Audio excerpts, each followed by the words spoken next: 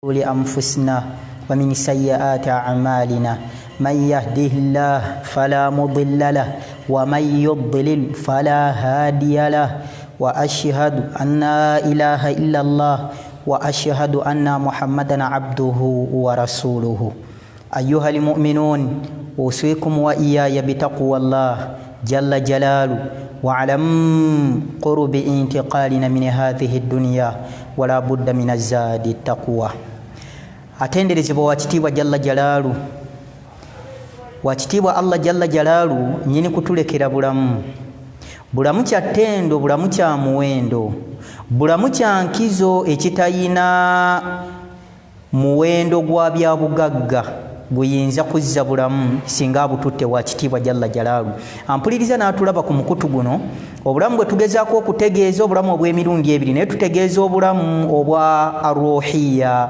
obulamu obw'omwoyo yenna jalla jalaalu gwakyalesenga mulamu mu mbeera eno gye tulimu mu kaseera kano akazibu akeetaaga okwewaayo ennyo okugumiikiriza n'okubeera abeegendereza mu nkwata y'ebintu abange wakitiibwa Allah gwakyalekedde obulamu kinene embeera eno eriwo ntono nnyo ku bulamu Allah jalla jalaalu gwabulekedde ampuliriza ekyo kikkubirize kikuteeketeeka okumwebazanga ebbanga lyonna wakitiibwa jalla jalaalu embeera eriwo gwo gwekyalesenga oli mulamu lwana nnyo fumiitiriza nnyo kwani ali emabega w'ekyo wakitiibwa jalla jalaalu kale tumwebaze otulekera obulamu ate ne tugenda ku bulamu omutendera ogwokubiri jalla jalaalu akyatulekedde obulamu obwa jisimiya bwe bulamu bw'oyinza okuyita obw'ebiyungo yenna awuliriza omukutu guno n'alaba omukutu guno obulamu nga jalla jalaalu abukulekedde nga wakedde toli mulwadde tolina wakuluma abange kinene kiyinza obutenkana we twogerera ani atannafuna kyakulya anti embeera weeziri ez'enjawulo atannafuna kyakulya biidhinillah essuubi aba nalyo oba olyawo yandifuna munne ne boogerezeganya n'amuwa ekyolukumi so gwe olwaleero Allah jalla jalaalu waaba wakutte muganda wange ng'ensimbi ezisabwa abasawo nga waziwulidde n'abakuvunaanwako mu butuufu baggwamu amaanyi mu mbeera mwe tuli bakebere ki bagamba olwadde ki era kyetaagisa nsimbi ki gwe tulaba nti ampuliriza ekyo kyokka sinzira ku ekyo weebaze w'ekitiibwa jalla jalaalu okukulekera obulamu obw'omubiri owatali wakuluma ayo nno nga tuvuddeyo kkiriza neebalize wamu naawe era nsanyukire wamu naawe yenna wakitiibwa jalla jalaalu gwatuusizzaako essanyu mu bulamu obwo essanyu kyanditegeeza bingi nnyo sinziira gwe kuki kyolaba nga lyessanyu gy'oli mulimu jalla jalaalu omuvubuka olwaliro Allah ng'amuwadde omukyala abanga eryo ssanyu mulimu olwaliro Allah gwawadde ezzadde abanga eryo ssanyu mulimu jalla jalaalu gwatuusizza ku buli omu kyakutuusizzaako biidhinillah neebaliza wamu naawe era ne nkusaba tugumiikiririze wamu naawe ku bizibu n'emitawaana egitutuukako mu bulamu bwaffe omunno mwemuli obulwadde mwemuli olwaleero embeera gye tuyinza okuyita ey'obwavu mwemuli embeera yonna gy'oyinza okuteekawo nga tereeta ssanyu mu bulamu bwo nkukubiriza nga neekubiriza eyo tefuuka ensonga okubeera ng'ofuna okwetamwa okubeera ng'ofuna obugayaavu obuteebaza wakitiibwa jalla jalaalu ng'ogattagatta ensonga nga bwe zifaanana gw'omulimu gwo batannaggulawo kituufu naye nkukubiriza tefuuka ensonga ekyaweewo kitiibwa jalla jalaalu beera omwebaza weewo ekitiibwa Allah jalla jalaalu ebisigadde waakubikola biidhinillah eyo nno nga tuvuddeyo mbalamusa n'ekiramuso ekikulu ennyo ekitaleka munyiivu ng'anyiize wa illa okuleka nga butonde bwa muntu oyo nange kambalamuse n'ekiramuso ekyo ddala kikwateko ali eyo kikusanze onyiize bw'onookiddamu kinaakyusaako oluvannyuma lw'okumutendereza wakitiibwa jalla jalaalu famawduun alyawma omusomo gwaffe ogwaleero nga tetunnagenda ku musomo gwaffe abange mukkirize neebaze muganda waffe ono atwala obuvunaanyizibwa n'atambula mu ntambula ey'ennaku zino gye mumanyi n'ajja anoonya abawalimu ab'enjawulo babeeko bye basomesa abaddu b'owekitiibwa jalla jalaalu era ne neebaza abali ku mukutu guno abali layivu n'ababeera ku mukutu guno nga babaweereza ebigambo bino ne mutwala obuvunaanyizibwa nembaako bye mweyigiriza tolaba omumanyi gwe bayita Hasanul Basri nga kana mina tabiina Hasanul Basri yali awangalira mu batabi'i naye yayogera ebigambo ebinene yagamba nti iqtarabati saa abanga okuva kwebiramu mu nsi kusemberedde. Olwo nno luba lulimi yali ategeeza okuva mu nsi kwa bonna abakyayina obulamu, yaani enkomerero esemberedde. N'agamba nti wala yazdaduuna nnaasu fi dduniya illa lihiriswa, naye abantu tebalina kye bongedde ku bitegeeza dduniya. Newankubadde gwe oyinza okugattagatta n'olaba nga ayongeddeko, si kye yali ategeeza nti eyayina emizigo 5 egy'abapangisa tugenze okutuuka 2019 ng'olina emizigo 10 okuva ku 5. Omumanyi ono si kye yali ategeeza, naye yali agezaako tuzza bujja n'okutulagira ddala nti edduniya bwetyo bwefaanana nga ggwe bw'ogiraba ali awo. Yagamba nti qatarabati saa abanga enkomerero esemberedde, ekitegeeza okusembera kw'enkomerero butalekebwa bwa yenna mulamu mu nsi. Kiyama buli weeyingira okitegeeza okujja byonna ebiri mu nsi ate tugende mu bulamu obulala nga bwe bwa kiyama.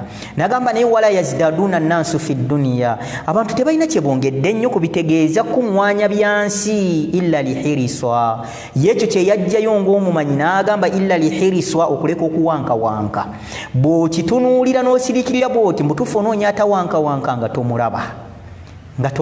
Ffenna tuwankawanka hiriswani kusasula wetusula, hiriswani abange kusasula wetukolera. Era olaba embeera ya kuwankawanka na bunkenke, owakeedi obweraliikirivu kusasula myezi gy'atakoze, omupangisa ow'ennyumba eza bulijjo obweraliikirivu kusasula myezi ng'abadde takola, ayina omwana obweraliikirivu, omwana alwadde ssente weeziri teziriiwo. Kati embeera y'okubeera ku bweraliikirivu obwo hiriswani kuwankawanka, ayina omukyalo ow'olubuto ali mu kuwankawanka. Lwaki? Embeera nga bw'ogiraba obudde bwonna omukyala asumulukuka. Kati omumanyi ono kye yali agezaako okutegeeza nti ye edduniya bwe tutyo tulina okuwangaala.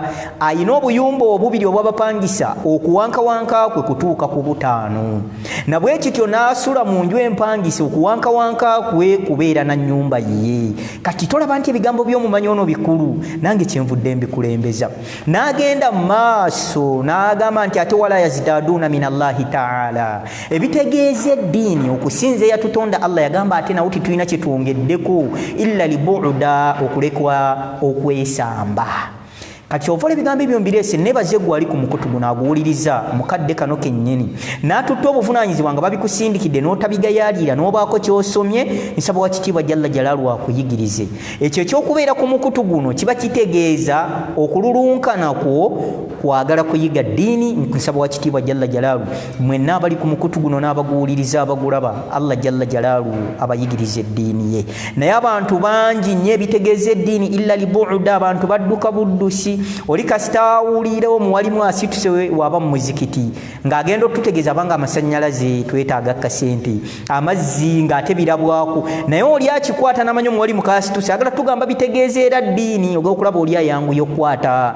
Byonna byayingidde nabyo mu masigidi mwe muli engatto ze, neeyazze n'akagugu n'akakwata asobole okufuluma. Lwaki? Ono kasituse byagenda obbagamba biyinza okubaamu qala Allahu taala, qala rasulu sallallahu alaihi wasallam. Era ogw'okulaba abantu ebitegeeza eddiini abantu tebatera nnyo biwa budde.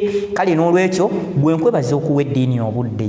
Nsaba wa kitiibwa jalla jalaalu akuyigirize. Tulaba mu hadithi emu Nabbi sallallahu alaihi wasallam yali yatutegeeza, yatugamba nti man yuridillahu bihi khairan, abange Allah gwayagaliza obulungi bw'ensi eno, obuwoomerevu bwayo, yufaqihuhu fi ddiini, Allah amuwa okuguka mu ddiini, Allah amuwa okwagala eddiini, Allah amuwa okukolera ku ddiini.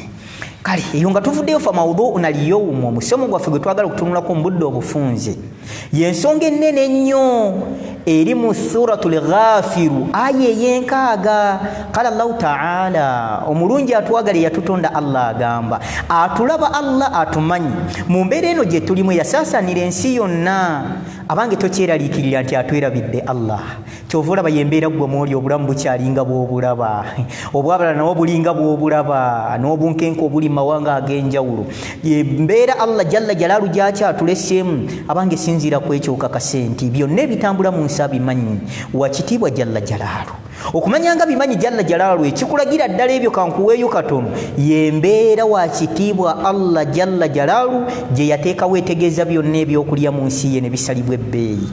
kati gwe weebuuza kale bisaliddwa ebbeeyi naye zeezi bigula weeziri naawe sinzira kwekyo olabe okuva embeera we yatuukawo tolya tonywa gw'olaba otya singa obadde obigula buwanana ng'emabega oba oliawo oba mu mwaka ogwaggwa we byali kale n'olwekyo ekyo kitegeeza nti byonna ebitambula banga abimanyi Oweekitiibwa Jalla Jalaalu. Kati omusomo gwaffe ampuliriza mukwano gwange andaba ku mukutu guno nze atakumanyi newankubadde nyiza okubaako ne bemmanyi naye kkiriza ekitugatta kwe kweyigiriza eddiini yaffe. Tugambye omusomo gwaffe katugujje mu aya suratul Ghafiri aya y'enkaaga. Qala Allahu ta'ala agamba Oweekitiibwa Jalla Jalaalu waqaala rabbukum abange waqaala rabbukum yabagamba omulezi wammwe Jalla Jalaalu yabagamba atya uduuni astajib lakum abange munsabe nja kubaanukula naye innal ladhina yastakbiruna an ibadati sayadkhuluna jahannama dakhirina. Oweekitiibwa Jalla Jalaalu mu tteeka eryo yalagira kye bayita okusaba nga y'ensonga gye twagala tutunuleko. Embeera mwe tuli n'obunkenke bwe tulimu buli omu yeetaaga okusaba mu mbeera mu lulimi lwe lwategeera.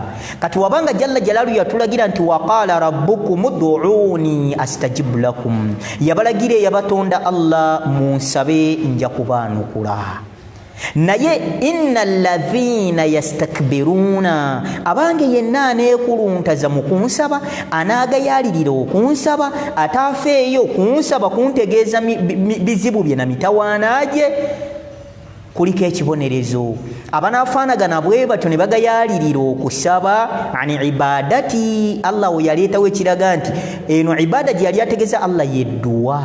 Kati n'olwekyo awo nno tujjawo obujulizi obulaga nti abange edduwa okusaba Oweekitiibwa Jalla Jalaalu ekyo nno bujulizi bwa nkukunala obulaga nti okusaba eyo ibada ng'era yeetongodde kyovulaba eriko n'ekibonerezo aya gyesemba. Kati yenna n'agayaala ku ibada eyo Allah gye yali ategeeza ni ibadati ibada ey'okunsaba Allah Jalla Jalaalu yagamba sayadkhuluna jahannama dakhilina abange abanaagayala bakuyingizibwa omuliro ate oluyingiza awo nno waliwo tawkid kube wabeerawo ku akkada okunyweza n'okkakasa ensonga kube buli olabanga aya nejja neddinga n'ekigambo ng'era kiwa amakulu ge gamu n'ekikikulembedde kiba kitegeeza nti abange obwerinde buteekwa okuba obw'amaanyi. Kati ampuliriza omusomo gwaffe tugenda kutunuulira ku ibada gye bayita ey'okusaba biidhinillahi ta'ala. Ekikakasa nti ddala okusaba ibada Allah Jalla Jalaalu nga bwe yakinnyonnyola mu aya eyo wulira omubaka Muhammadun sallallahu alaihi wasallam naye yakyogerako hadithi ng'eva ku ani Nu'man bin Bashir radiyallahu anhuma ani nabiyyi sallallahu alaihi wasallam qala Nu'man yona alipotinga agamba omubaka Muhammadun sallallahu alaihi wasallam yagamba addu'a kye bayita eddu'a oba kye bayita okusaba huwa liibada eyebeera ibada rawahu Abu Dawuda. Kati bw'olaba nga kuliko n'obujulizi owa nabbi Muhammadin sallallahu alaihi wasallam gwe tujjako eddiini eno gye tukolanga naye yakiraga mu hadithi eno eya Nu'man bin Bashir ng'agamba nti nabbi sallama yagamba addu'a huwa liibada abanga okusaba ibada. Ampuliriza yenna abadde omugayaavu ampuliriza yenna abadde tafaayo ampuliriza yenna abadde atwala okusaba ng'alabanga ebintu eby'okusaaga abange eddayo kakase nti okusaba kinene lwaki kiriko ekibonerezo. Ekizampo gyenkuwa gwe twala embeera y'obuvunaanyizibwa bwa mukaddewo nga gw'olina okutegeeza sikaati waaba mwana muwala oba shariya omulenzi bwe kaba kakanzu n'empale ng'olina bitegeeza kitaawo oba maamawo kubanga be bakuvunaanwako okulembeza naddala taata. Naye olaba otya taatawo n'awulira ng'ate osaba bbali taatawo n'awulira ebigambo nga byakusaba bbali ogenda osabaasaba abantu bano boosaba ate mwe muli mikwano gya taatawo era ne bamutuusaako amawulire nti omwana ono kiki ekyo nga bw'okiwulira taata amawulire n'agafuna okuva mu banne ng'omwana ono asaba bbo okuva ekyokusaba ye ekyokumutuusaako nti maama kino nkyetaaga ba'da Allahi subhanahu wa ta'ala oluvannyuma lw'okukakasa nti wakitiibwa Allah ayisiza ku bazadde ng'omuzadde bw'anaanakuwala n'agamba omwana n'answaza abange gwe siriikirira gwe ki ekikusabisa yenna atali wakitiibwa Allah ampuliriza ekikutwala mu kasabo akalina ebisubi ekikutwala mu ssabo kalibe lya bbaati ogenda otegeeze gwe gw'oyita jjajjaani omutegeeza ensonga zo abange tolaba nti kya buswavu tolaba nti kya bukendeevu ampuliriza kati n'olwekyo ffenna tuddeyo tukakasa abange gwe tulina okusaba ye yatulagira Allah Jalla Jalaalu tajja kuba musanyufu era si musanyufu gy'oli ampuliriza okuba nti okuva okusaba ye yalagira nti uduuni abange munsabe astajib lakum nja kubawa bye muba munsabye kyekikusabisa atali wa kitiibwa Allah Jalla Jalaalu kati yensonga twagala tutunuulire omulamwa tetunnaguvaako twagala tutunuulire obukulu bw'okusaba abange okusaba tumaze kiraba nti ibaada era tugenda kutandikira ku nsonga ennene nnyo ku paati emu egamba mawani'u du'a ekituufu we twogerera abantu pasenti yeeyongerako abantu basaba naye ekimazeemu abantu amaanyi n'essuubi kusaba nga tebaanukulwa bwe basabye nga tebaanukulwa kifaanaganako ng'omukyala ategeeza bba kino tekiriiwo omwami n'atafaayo n'amuddamu omulala tekiriiwo n'atafaayo omukyalo ono bambi atuuka okuggwamu essuubi nagamba oba oliawo kino taakigule naye twagala tutunuulire ekimazeemu abantu essuubi kino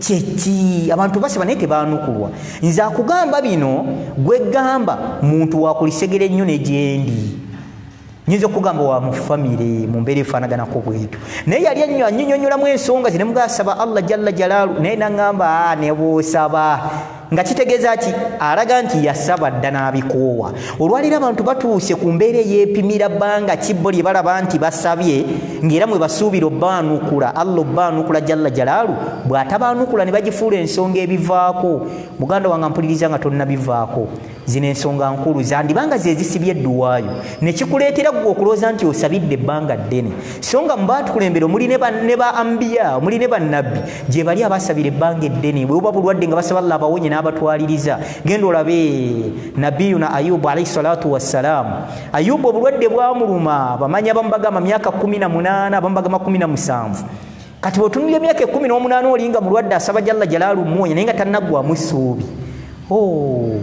nga tannaggwamu essuubi Ayubu alayhi salatu wassalaamu yamuwanjagira Allah n'amutegeeza anni massaniya ddurru wa anta arhamur rahimiina Allah nkutta olukwata obulwadde nga bumbaze embiriizi naye wa anta arhamur rahimiina Allah mubasonyi gwakulembedde okusonyiwa Allah ekisa kyo n'okusonyiwaako kuli waggulu nnyo nyina essuubi Allah nti akadde konna oli wakunsaasira oyo nno ye Ayubu alayhi salatu wassalaamu kati ampuliriza gwasabidde omwezi n'ogwamu essuubi asabye ekinene gw'olaba okusaba emyezi 3 oba omwaka gw'olaba kyekinene kyetaaga Allah omuveeko gwe ng'olaba nga atasobola nsonga zo munnange si butazisobola tekiriyo Allah talemwa wa kitiibwa Jalla Jalaalu tafaanana bitonde bye kati ensonga zino ze zisibye edduwaayo oba oliawo omutwe gwaffe gugenda gamba mawani'u du'a biki ebigaana edduwa okwanukubwa nam nga tutandika inshallah okunnyonnyola biki ebigaana edduwa okwanukulwa ebigambo ebyo tubijjeera ku munene nga mumanyi munnakinku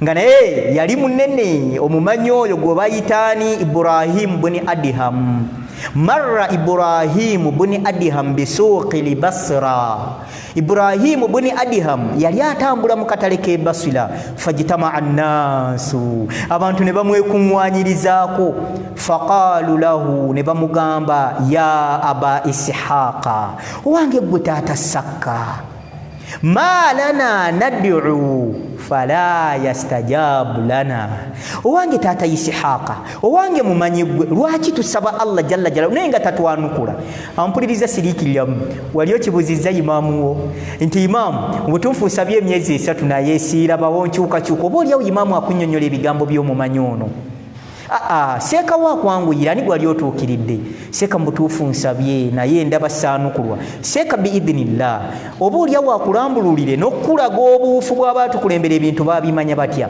abo nno abaatukulembera bwe baafaanana obutafaanana ffe olwaleero b'ensonga yonna baagitwala nga nkulu mu bulamu bwabwe kyovula abaatwala obuvunaanyizibwa bw'okubuuza omumanyi ono naye ejjukira yali ayita mu katale gwe seeka bameka oba imaamu oyo akayita ayitadde mu katale mukyala gwe akola mu katale ne mwami gwe ne mwekuŋŋwanya basiraamu mmwe abali mu katale ne mugamba seeka tulaba ku ki seeka waliwo ensonga eno gye twebuuzaako seeka embeera ng'eri bweti ne bweti mu katale oba oliawo seeka akunnyonnyole biki bye yasomesa gwe tujjako eddiini muhammadun sallallahu alaihi wasallam ebikwatagana katale kati bano bamala omubuuza nga bambi nabo bawulira kibalumiriza oba oliawo kitegeeza nabo ekyekwese munda baasabanga naye nga baagala kuggwamu ssuubi kyovula abambuza lwaki tusaba Allah n'atatwanukula ate nga yateekako ekibonerezo kwaba abatafeeyo ne beekuluntaza ne bagayaala okumusaba sayadukhuluuna jahannama dakhiliina bakuyingira muliro oluyingira kati mu kutya ekibonerezo ekyo ekiriko baatwala obuvunaanyizibwa ne babuuza omumanyi ono lwaki anti al ulamaau warathatul anbiyai anti bano abamanyi be basika b'abannabbi be bataasikirako nsimbi yadde byonna ebitegeeza eby'obugagga bali nga babasikirako al ilimu nga babasikirako irimu kati n'olwekyo bamubuuza naye wulira omumanyi bw'abaddamu qaalo mumanyi addamu abagamba Ibrahim bni Adham abagamba nti inna qulubakum matat bi'asharati umuri yabagamba emitima gyammwe migayaavu ku bintu 10 kyemva mulamusaba Allah n'atabaanukula emitima gyammwe gyafa ebintu 10 byafa tebikyakola mu bulamu bwammwe yensonga lwaki Allah tabaanukula muli bagayaavu ku nsonga 10 lwaki mulaba musaba Allah jalla jalaalu n'atabaanukula ali awwal ensonga esooka atandika obbatemera oba oliawo baddeyo babe n'essuubi baddeyo beekoleko saaviisi bamanye nti si Allah gaana twanukula oba oliawo tubadde tulina bye tutannatereeza nga twetaaga tubitereeze olaba ekiganye TV yokola TV eyina obuwayo obwakutuka obuwayo obwotwagira makanika bukole TV eddemu ekola ogirabe oba oliawo kyenjagala ddayo tereeza obuwaya buno yeekizampo kusembeza ebintu obifune bulungi ddayo tereza ensonga zino 10 wakitiibwa Allah wakwanukula edduwaazo biidhinillah wakwanukula nga bw'anaaba yagadde kuba ayina ennyanukula ziringa 3 mwayanukulira awalani ensonga esooka abagamba nti abange araftumullaha abange mumanye yabatonda Allah kyovula bana abatali banzikiriza ya buyisiramu bwe babuuzibwanga abange ani yatonda kino la yaquluna Allah abange bonna badde ne bagamba abange Allah jalla jalaalu la yaquluna Allahu bagambanga Allah abange byo yabikozi bubabuza banga ni atonyese enkuba la yaquluna Allah bonna baddamu Allah jalla jalaalu yatonyese enkuba abanga Allah tayagala tumumanyi nti ye mulezi waffe era yakola ebyo ilahana abanga Allah yagala tubimanyi naye kigaana kitya edduwaayo okwanukulwa ng'ate bw'ogenda mu ali usulu thalatha ebikolo by'eddiini ebisatu eddiini kwetudde nga ze beesi z'eddiini ekisookera ddala ma'rifatul abdu rabbahu ye muntu okumanya nga kyabuwaze kyatteeka omuntu okumanya eyamutonda wakitiibwa Allah kati mumanya agamba nti araftumullaha mumanye yabatonda Allah kituufu naye kalumanywera waava walam tauddu haqqahu Allah mumumanyi naye walam tauddu haqqahu naye temutuukiriza buvunaanyizibwa bw'abatondesa temubutuukiriza yensonga lwaki Allah tabaanukula obuvunaanyizibwa bwa Allah jalla jalaalu bwatwagaza bwe buliwa nga tonnagenda wala tolaba gwe wakitiibwa jalla jalaalu bwe yali atutegeeza wama khalaqtu ljinna wal insa illa liya'buduuna tolaba Allah bwatutegeeza nti wama khalaqtu ljinna abange saatonda majinni abamu bagamba mageege wal insa yadde omuntu yadde abantu illa liya'buduuna okuleka okunsinza ekyo nalla kyatuvunaana yensonga lwaki tumusaba n'atatwanukula byonna biri tubimanyi atonyesa enkuba Allah ameze ebimera Allah alabirira Allah naye ekibulako kuddayo tutegeere ki Allah kyatwagaza kumusinza ensinza gyayagala tumusinza ogenda gitegeera otyo jagenda mu hadithi yani hadithi eyo wakitiibwa sallallahu alaihi wasallam ebigambo bino yali abiramira Muadhi ani Muadh bni Jabali radiyallahu anhu hadithi ya Muadhi ngerimu muttafaqun alaihi erimu Bukhari ne Muslim Nabi sallallahu alaihi wasallam we yamubuuliza ya Muadh wange gwe Muadh tadiri ma haqqullahi ta'ala ala al-ibadi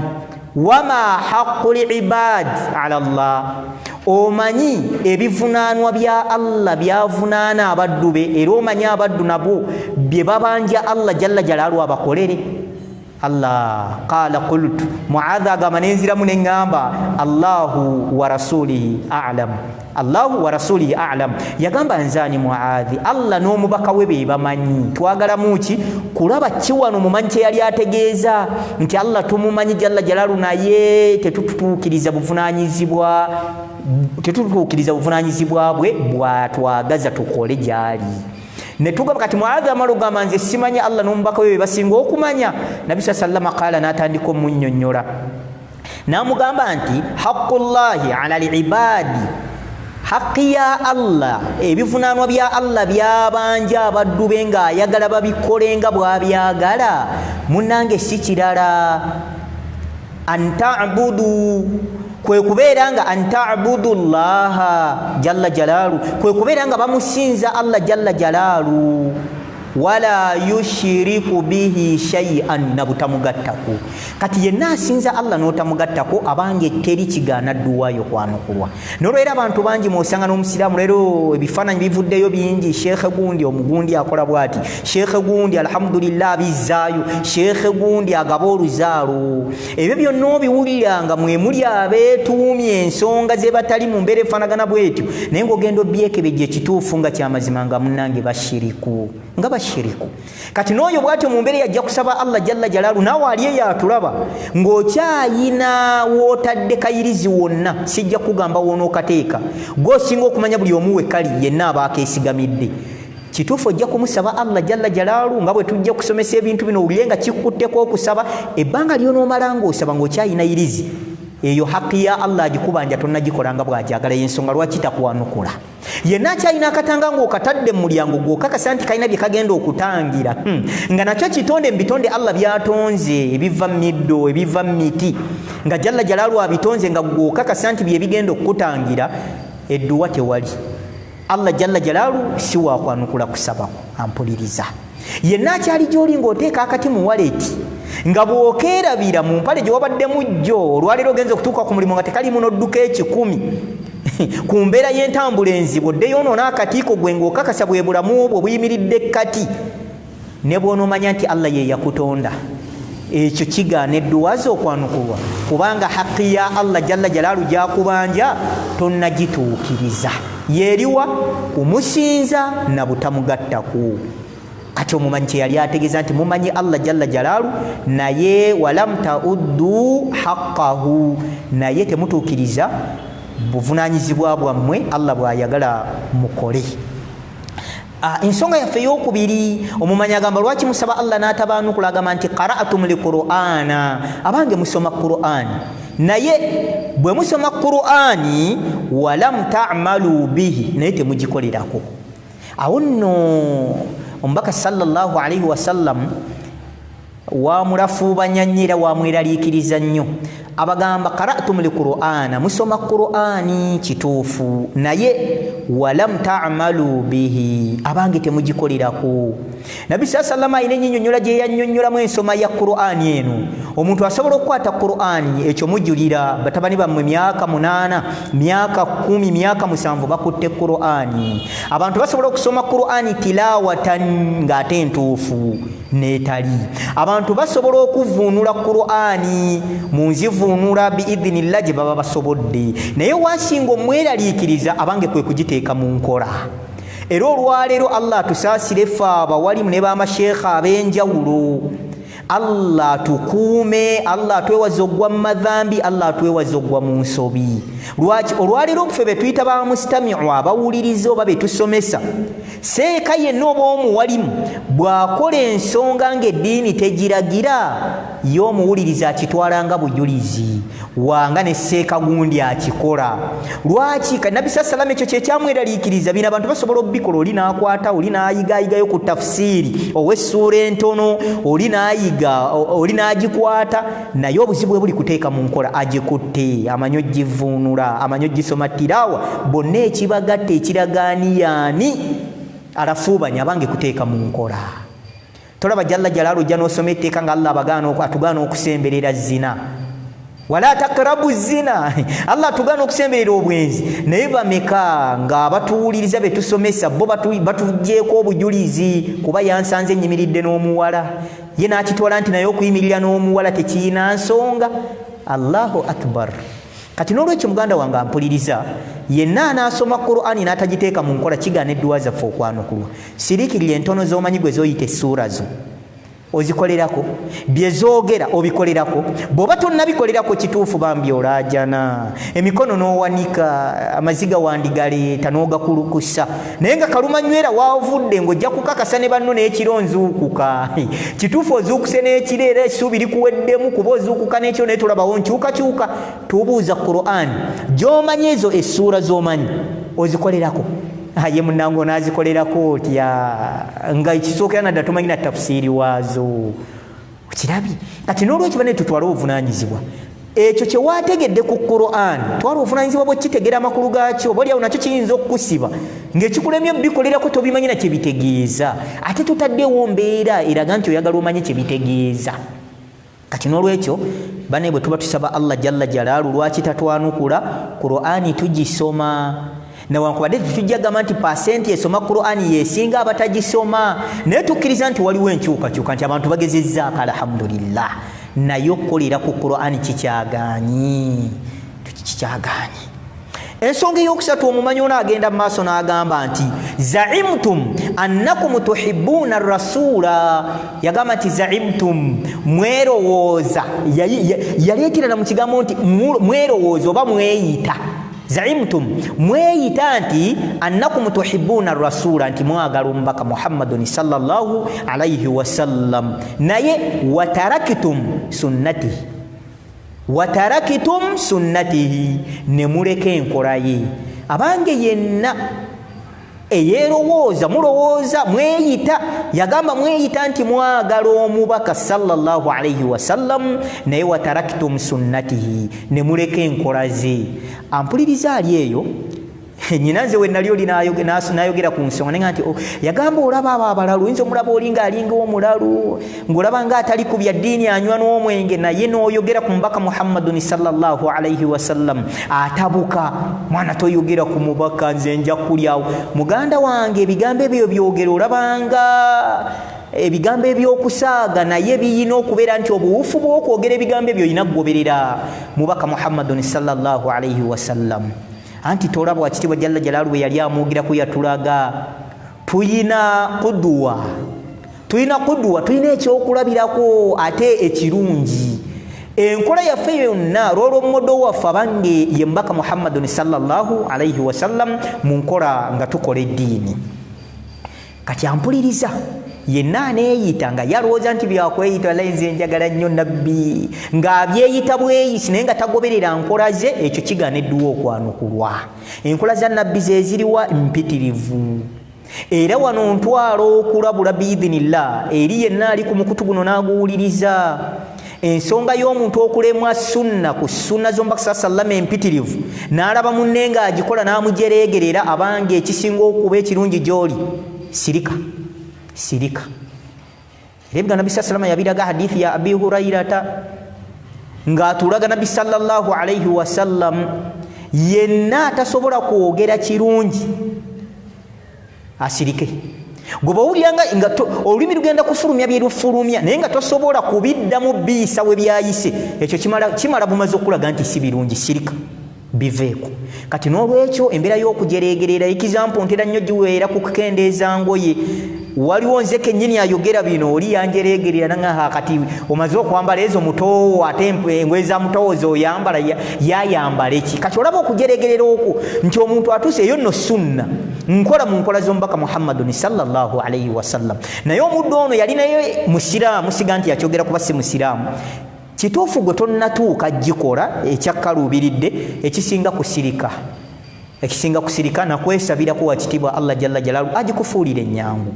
Kati n'olwekyo bannaye okweyita nti twagala omubaka naye nga tetukolera ku sunna ze, njogeddeko eyo naawe endala ozimanyi kuba zo nnyingi, funayo ze weekwatako biidhinillah. Z'oteekutteeko tojereegerera, tomalaamu maanyi bazikola. baleke bagende maaso nazo ebbanga zerimala nga ziriko obujulizi enkola ezo. Ensonga yaffe ey'okuna agamba nti abange akaltum ni'amillahi ta'ala, mulidde ebyengera bya Allah jalla jalaalu, naye bwe mubiridde walam ta'uddu shukuriha, naye temututte mutawaana kwebaza. Mulidde ebyengera bya Allah, wano yakireeta direct ku byakulya, yega nti akaltum ni'amillahi ta'ala, Basseruganda tulidde ebyengera bya Allah naye walam ta'uddu shukuriha, naye tetubyebaza. Sirikirira nsirikirire ekikopo kya caayi kye wakutte ku nkya nga tonnagenda kalimo woolaze, gw'atannagenda kalimo omulala nga bakyaggadde omulimu ogwo, akacaayi ke wanywedde ne mu ntebe yaawo wooli ng'olaba ka TV ko. Abange twebuuza ensonga ennene, caayi oyo bwe wakutte ekikopo bw'otyo okunywa weebazizza, watendereza Allah jalla jalaalu, nyini nteekateeka yakuba nti caayi bw'omunywa gw'okoma ku kumunywa, ebisigadde gy'alaze process okusengejjebwa n'okugyamu eby'omugaso n'ebitali n'obimulekera Allah jalla jalaalu. Gw'okakasa bw'olya emmere eyo okubeera nti esengejjebwa ebyenda ne bikola omulimu gwabyo ne bijjamu ebyetaagisa n'ebiteetaagisa, gwe bw'obiteekayo oba obiteeredde yaani. Naye oba naawe okakasa nti waliwo process eyo eyagikola, system eyo eyagikola, abange gwe twagala bw'obikola omutendereza. Tula mu hadithi emu wakitiibwa Nabbi sallallahu alaihi wasallam bwe yali atulaga Allah okwagala kwayagala abaddu be. Allah ng'omuddu oyo yaakulu le akilata, ng'ali ekyokulya kyalidde, fayahmaduhu alaiha, ne yeebaza ekyo kyalidde, era kyekimu n'anywa olunywa, fayahmaduhu alaiha, era ne yeebaza Allah jalla jalaalu n'amutendereza okumunywesa n'okumuliisa. Kati Basseruganda edduwa zaffe zeesibye, abalala ne tugenda gye tulaze nga tulowooza wakitiibwa Allah yanukulaza abamu. Kyova olaba nti abalimu bwe bayitiridde gundi omusabi wa dduwa kayingo, abantu ne tugenda lwaki ffe kennyini tumaze okwekakasa nti Allah jalla jalaalu si mukwano gwaffe. Lwaki ffe tumusaba n'atatwanukula? Nga naye bw'onoolaba oli ng'omubulira ekizibu kyo mu mbeera eno eya bulijjo eyaffe ebitonde mu nkola zaffe, n'atakuyambako ba'da Allah subhanahu wa ta'ala, era ogenda okulaba ng'omukwano gwo naye ogenda ogunafuya. Kati bane nga tetunnanafuya mukwano gwaffe na wakitiibwa jalla jalaalu, gwe sooka weebuze Allah byakkolera ebinene omuli okuliisa ne byolidde ebbanga n'emyaka gy'olina obyebaza. Abange n'ekyo kisiba edduwa. Kati wakitiibwa Allah tumwebaze, okumanya nga kyalaga wala ekigambo kwebaza wakitiibwa jalla jalaalu nga tukigaziyizo kijja ku byokulya byokka. Tunulira obulamu Allah bwakuwadde jalla jalaalu, otwala obuvunaanyizibwa Allah omwebaza. Gwe okufaananya nga bwe weeraba n'oyawukana gwe kugw'olaba n'akwewuunyisa. Allahu akbar. Otunulira mutuufu bino byewuunyisa. Otunulira omwami omulema emirundi ebiri, emikono mirema, amagulu malema. Osooka kwebuuza eŋŋenda gy'agenda emmanju, naye gwe olwairo gwakyagenda emmanju. Abange tolaba nti kikulu mu bikulu mu byetaaga okumwebaza wakitiibwa jalla jalaalu. Okumanya ng'ekigambo shukuru kyalaga wala, kyova olaba atuuka okukiteeka mu mbeera y'emiteeko, aqsaamu sujuudi, emiteeko gy'okwebaza ow'ekitiibwa jalla jalaalu, ne bateekamu omuteeko ogw'okwebaza nga nagwo gugwa mu nvuunama. Bwe kiba nti shariya yakitunuulira n'ejjayo envuunama eza shariya zeemanyi mashruu'i, nga za shariya nga za mateeka ga busiraamu nvuunama nnya, oba oliawo ezitali ezo ziyinza okuba zigwa walala naye nga tezigwa mu shariya mu busiraamu muno. Era envuunama ezo ennya twazikoonako mu musomo gwaffe omulala, naye kanzikuddiremu. Envuunama ezo tulina oluvuunama olusooka nga lwe bayita sujuudu swala, oluvuunama lwe tuvuunama oba envuunama ze tuvuunama nga tuli mu swala.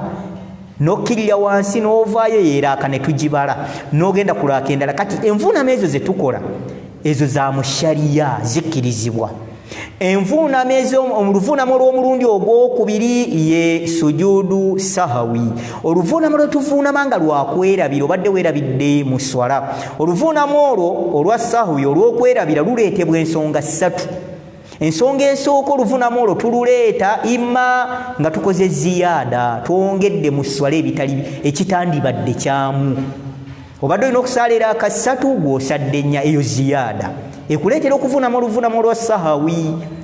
ekyokubiri ekireeta sahwa eyo lwe luvuunama nga oluvuunamo olwo biidhinillah nga tugamba tuyinza okuba tukendeezezza annaqsu fi ssala ng'okendeezezza mu swala obadde olina okusala era akanya gwe ate osadde ssatu ekyo kikuleetera okuvuunama oluvuunama lwa sahawi olw'okwerabira ekisembayo ye ashakku fi ssala okubuusabuusa mu swala nsadde era akanya oba ssatu kati okubuusabuusa nendabye ng'asadde nnya lwaki obadde ku zuhuli saidi endala obuusabuusa oba nzimazeeyo ennya naye nsadde ssatu awo ekyo nakyo kireetawo sujuudu eyo kati oluvuunama olwokusatu shariya lwemanyi ye sujuudu tilaawa lwe luvuunama lw'okuvuunama ng'obadde osoma Qur'ani n'otuuka owali aya eyo ng'ekwetaaza okuvuunama oluvuunama olwokuna ye sujuudu shukuri oluvuunama olw'okuteeka ekyenkyo wansi nga lwakwebaza Allahu akbar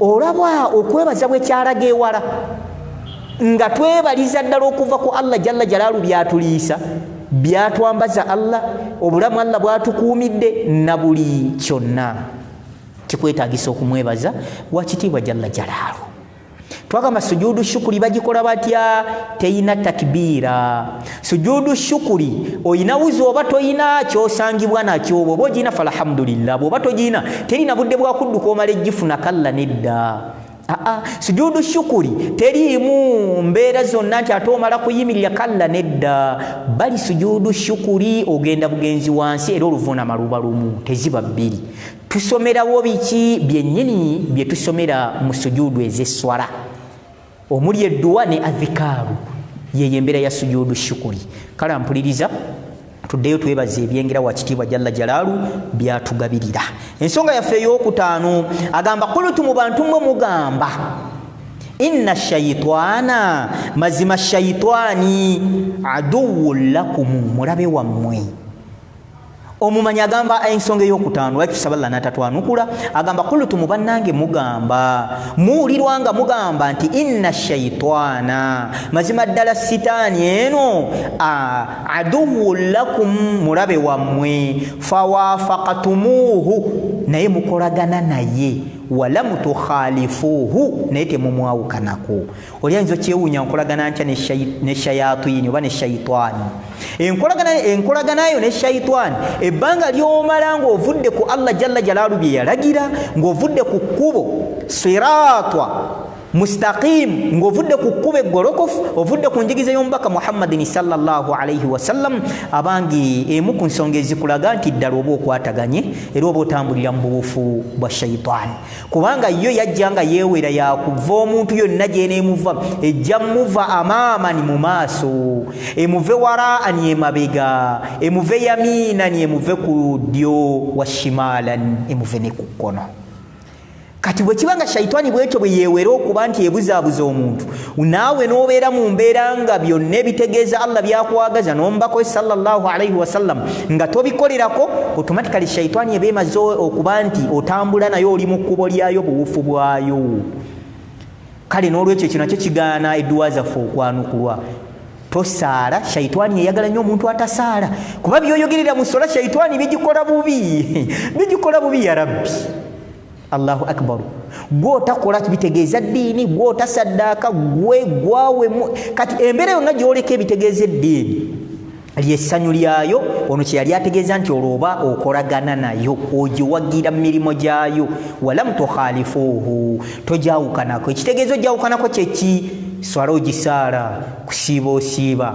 sadaka osaddaaka weeyisa bulungi Qur'ani ogisoma adhikaari ozireeta n'ebifaanaganako bwe bityo shayitaani oba omaze okuba nti oginyiiza oba omaze okuba nti biidhinillah esobola okulumba naye biidhinillah naye erumba gwerumba ng'ekakasa nti omuntu ono si mwangu tameggeka nokubadde ng'eyinza obutakuleka bulesi naye era ekwatamu n'ekakasa nti nzikiriza ensonga yaffe ey'omukaaga omumanyaga nti lakulutum era mukyagamba era mujja gamba inna lijannata haqqun ey'omukaaga ensonga gamba mugamba era mujja gamba nti inna lijannata haqqun mazima ddala ejjana ya mazima bana ekyo ekituufu ejjana ya mazima nyumba Allah jalla jalaalu yagiteekateeka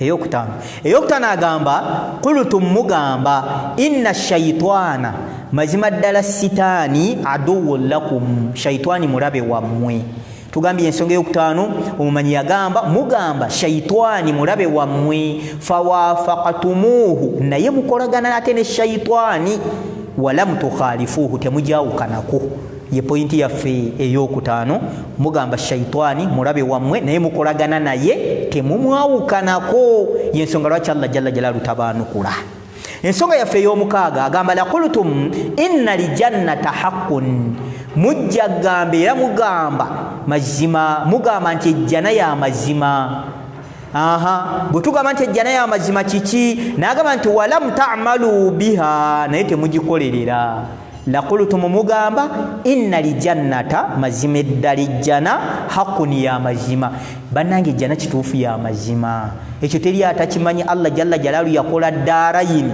yakola ennyumba bbiri nga tuyina daarul janna nga tuyina ennyumba ey'ejjana wa daarun nar nga tuyina n'ennyumba ey'omuliro tusaba Allah jalla jalalu agitwekese ya rabbi naye agamba mugamba ejjana ya mazima naye lwaki Allah tabanukula temugikolerera walam ta'malu biha bane tukolerera ejjana bingi nnyo ebiri mu jjana biidhinillah muganda waffe tumwebaza lwali bazze biidhini nga tutambudde naye ebbanga Allah lyali batusaliddewo oba oliawo tulituuka akaseera ne tuleeta ku musomo nga gukoona kubitegeeza ejjana omuntu ategeera ejjana we bajogera ki kye bategeeza abange ejjana eyinza obutafaanana serena eyo yinza togirowolezaayo yadde n'akatono ejjana eyinza obutafaanana gwe muzimbo gw'omanyiika gube nga teguli mu Uganda kalla nedda ejjana kirala nnyo kati omumanyi agamba mugamba ejjana ya mazima era kituufu abantu twogera mune tukolerera jjana asala ekimutta kusasala Allah muwe ejjana jalla jalalu naye lwaki Allah tatwanukula tetugikolerera ejjana twogera bwogezi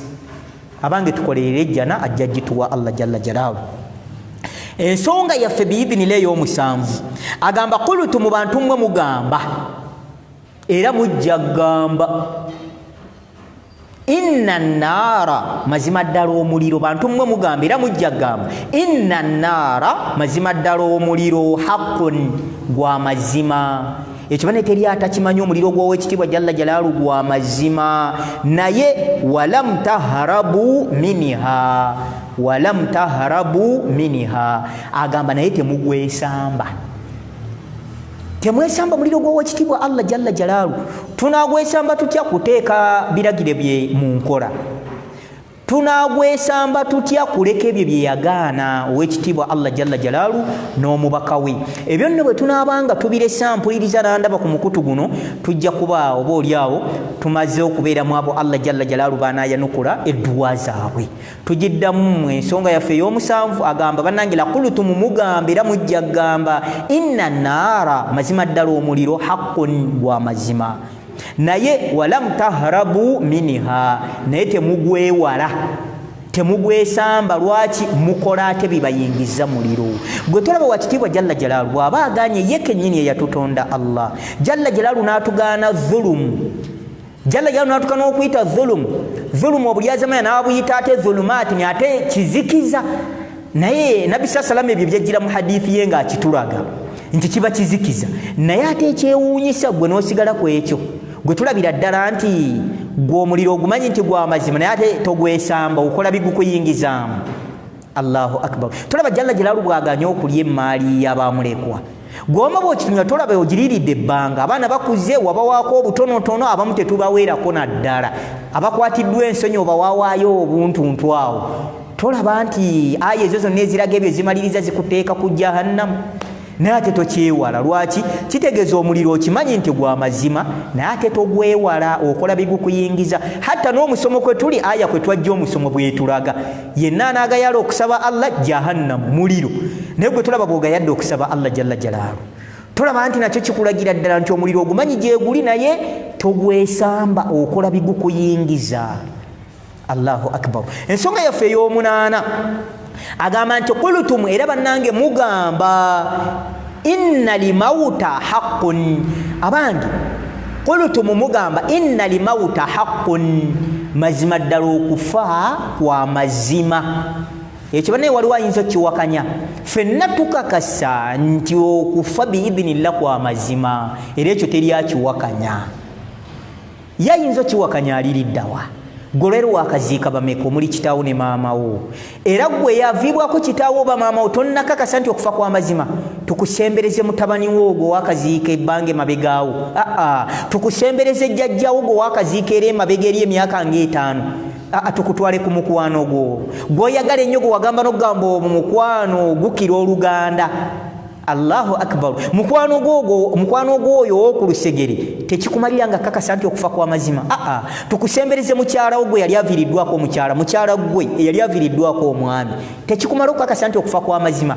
Kitegeeza hatta olaba n'abaana ab'emyaka emito myaka 5 osanga omwana naye ng'ategeera nti omuntu ono kati afudde nga naye ategeera kye bayita okufa.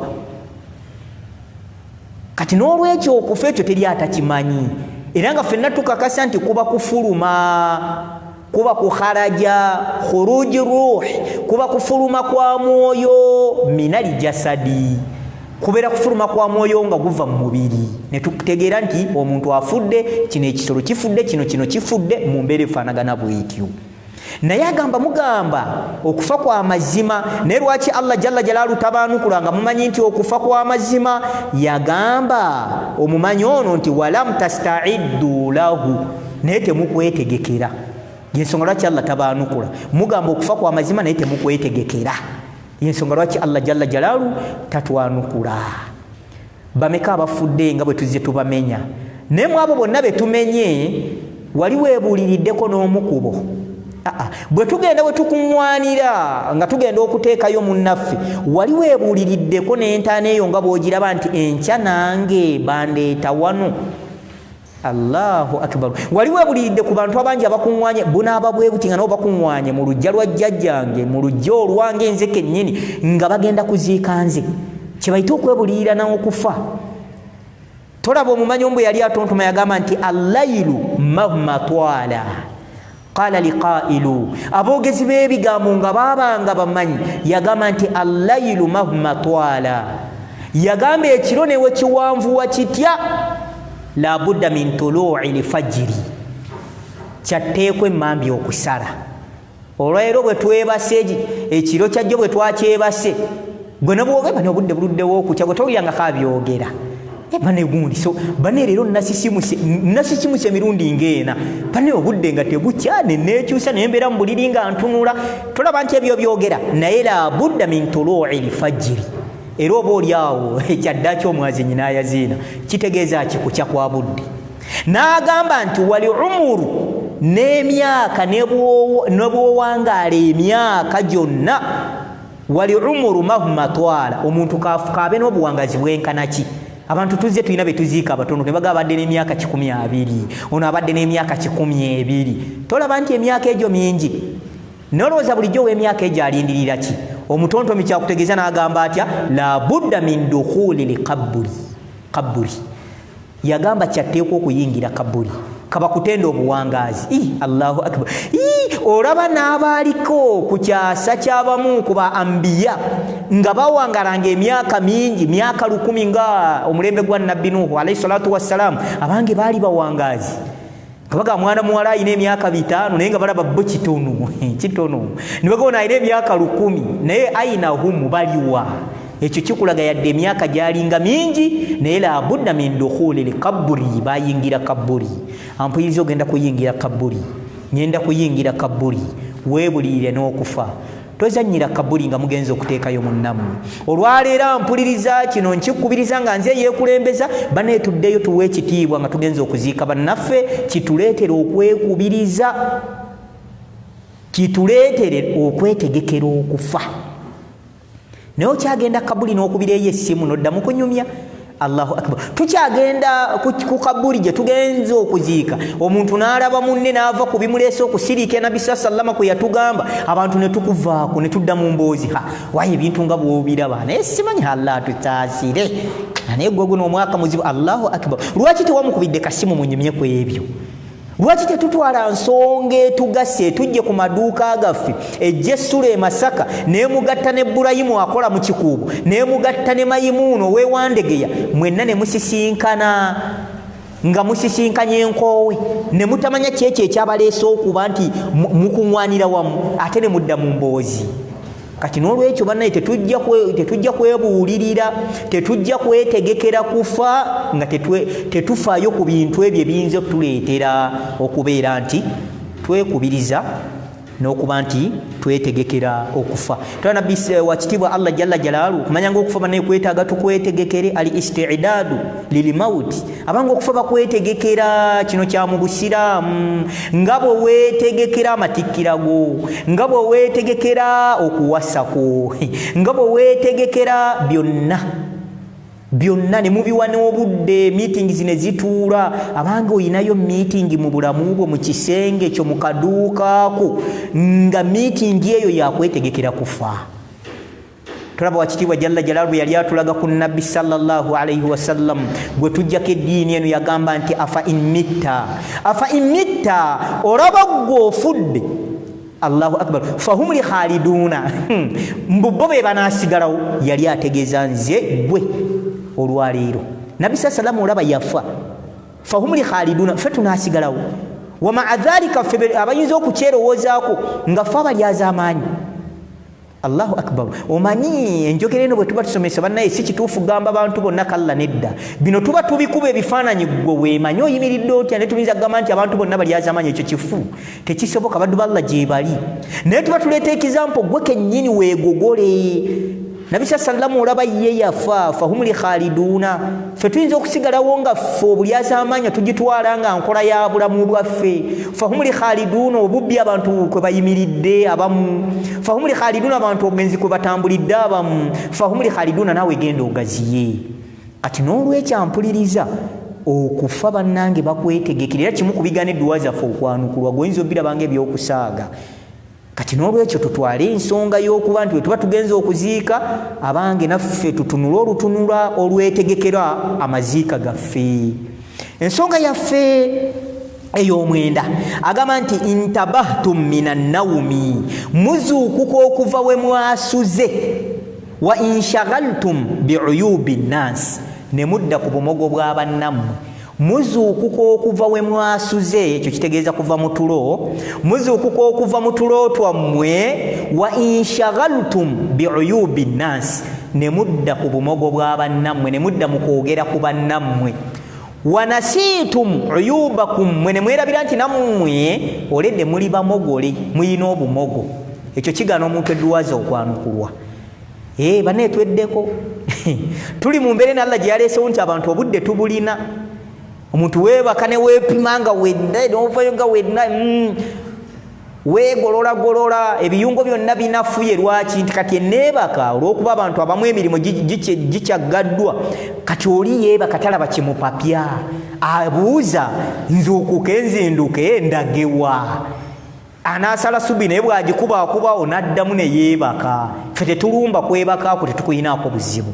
Naye omumanyi agamba muzuukuka okuva buli omu w'oba osuze, wa inshagalutum, ne mwegazaanyiza ne mudda ku bumogo bwa bannammwe, wa nasiitum uyubakum, ne mwerabira nti nammwe muyina obumogo.